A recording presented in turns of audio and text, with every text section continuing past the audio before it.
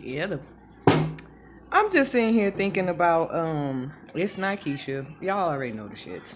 I'm just sitting here thinking about like my brother Keshawn and his experience when he had told me that he was planning on going to Florida to meet his father for the first time.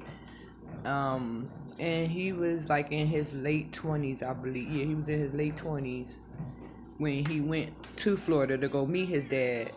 And I talked to my brother, good amount of times when I was living in Philadelphia when he was down in Florida with his father. And my brother was telling me that like his dad was like his name Tracy Keenan. And he was telling me like his dad was on some other shit when it came to like a stable foundation for them to live on. Cause my brother said he didn't know until after, till he started, paying attention that his father was a drug user. He didn't know that his father had smoked crack. So he said he was wondering like why every time that they would go somewhere like where they would have, some place to stay, it'll get to where like his dad and the chick start arguing, and then his dad like, okay, well, we gotta go, and he like, well, where are we going, and type shit. And my brother said that he didn't like the unstable factor of not having a stable roof over his head, while he was down there with the experience. And he said, it was an experience for him, because he said that his dad like constantly was ping ponging from different women houses and shit like that. And then one of the people that his dad was with or whatever, she had a problem with my brother being there.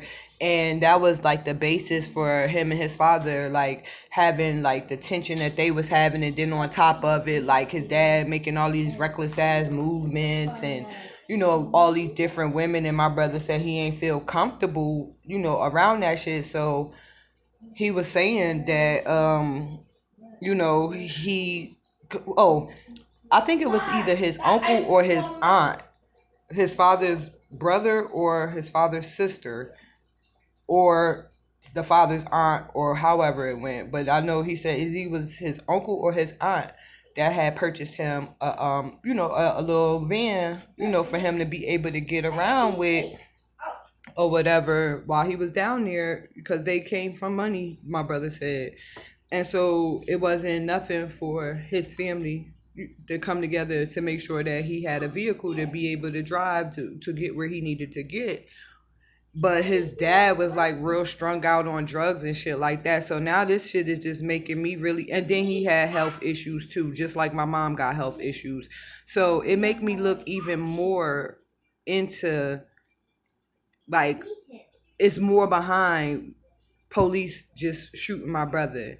It's more behind fucking old girl playing the fucking victim and all of this other shit. Letitia, the chick that he was with, like how they got that payoff and shit like that, how it took forever for them to fucking tell us anything as far as like, what was going on with my brother when it came to getting the reports and shit like that after the autopsy. And they was giving my mom the runaround and shit. But then, like, as I was sitting back on the end being at my mom's house with her while all of this stuff is going on, it's like, I don't know, it was just weird. Like, she was not really, she wasn't displaying somebody that lost a child. Now, everybody deal with grief different. This is true.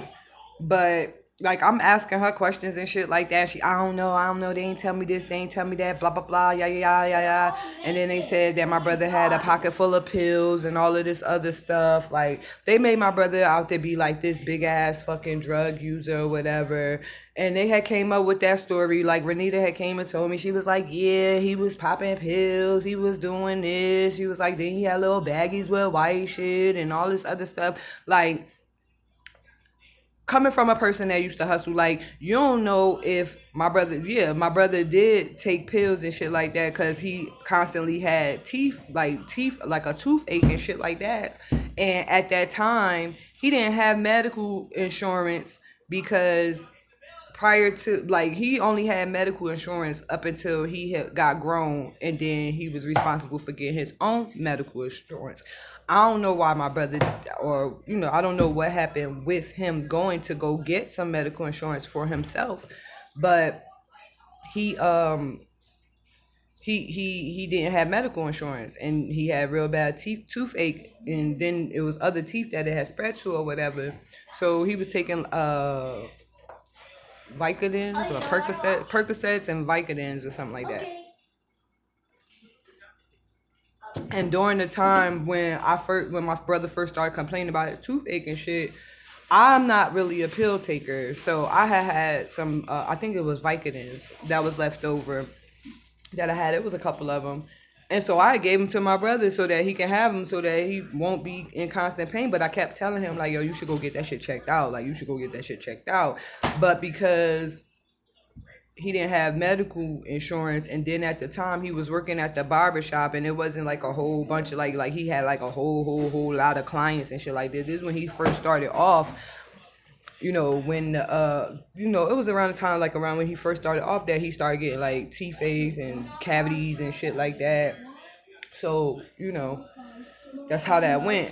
But just thinking about this shit, it just make me think about it on a whole, because my brother was getting back into working out and eating right, and what I'm saying, like spitting some real shit in life.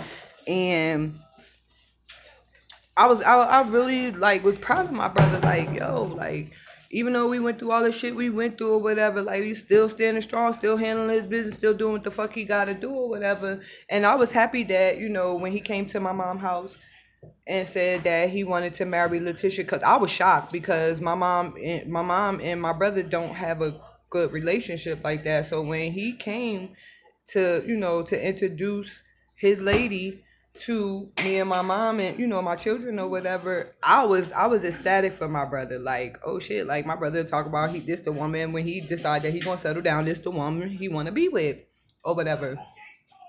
She, Letitia, she was in college and going through doing her shit. Like, she's very, very good with her scholastics and shit like that or whatever.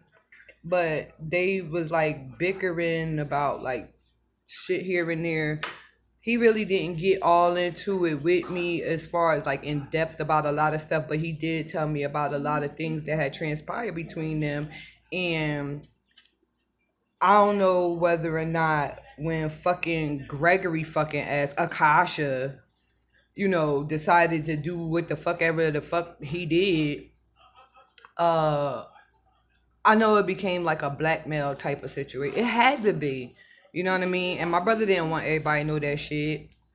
And then his motherfuckers that worked at the barbershop with him, like, once he had got opened up to that, I already know it was a whole bunch of other shit that had transpired, when it comes to being intimate, But my brother had came to me, I guess, after his experience, and he was like real broken up. And I really don't see my brother Keshawn broken up like that. So I'm like, yo, what's up?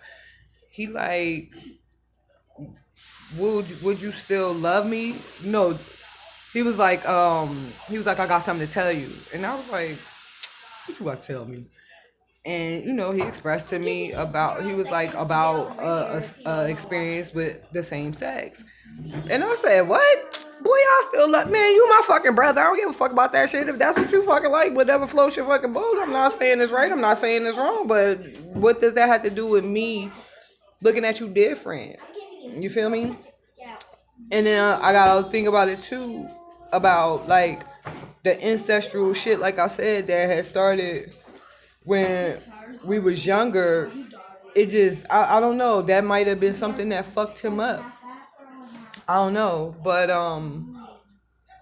I just know that no matter what my brother did, like, it doesn't matter what the fuck who he chose to be with or none of that shit. Like, that's my brother. I'm gonna love him regardless. I'm not gonna make him feel like a outcast. Like, only reason why I wrote, I don't know, but that shit is gonna get It's gonna get taken care of because I believe that God, when that shit went down, God seen it all. And regardless of how much people try to hide and cover up shit that they do behind the scenes, everything always come to the light. You know, And I know that my brother was trying to, get on his feet, do right, make sure that, he did what he was supposed to do as a man. But you can't really say that like he a total whole man because look how we was raised. You know what I mean? Look how our life was going. It's not no excuse or nothing like that, but it has a big impact on people's lives in this world. Like if you're not properly brought up and you don't have the proper love, the proper attention, the proper affections and shit like that, like nothing else matter. I don't know. I just don't want to cry no more.